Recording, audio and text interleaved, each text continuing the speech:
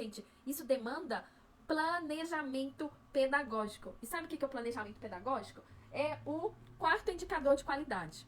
Então, o planejamento, para eu planejar as atividades, ele tem como princípio a estrutura da turma, o plano de aula do professor, as habilidades que ele está trabalhando, as atividades que ele está desenvolvendo. Se eu consigo adaptar a atividade exatamente como está, por exemplo, vamos continuar na leitura. Se ele não lê, gente, não adianta eu dar para ele uma atividade com um enunciado enorme, com texto, e falar para ele marcar uma alternativa. A menos que eu seja o ledor dele, e a adaptação que eu vou fazer é a seguinte: eu vou ler para ele a alternativa e vou perguntar para ele qual é a resposta que você acha correta. Letra A, letra B, letra C, e você vai lá e marca.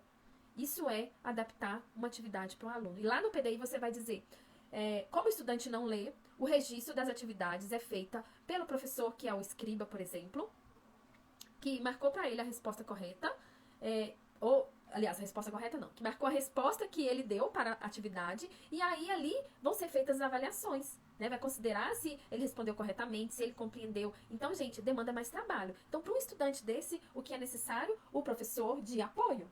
É o professor de apoio que vai fazer todo esse acompanhamento. Então, isso é um pequeno exemplo, gente. Não dá para falar de todos os casos, de todas as necessidades. Então, aqui é uma pequena amostra do que pode ser feito. Né? Lá na comunidade, por exemplo, a gente faria isso como eu fiz com a professora Eliette. Ela tinha um estudante, eu acho que era até no 6º ano mesmo.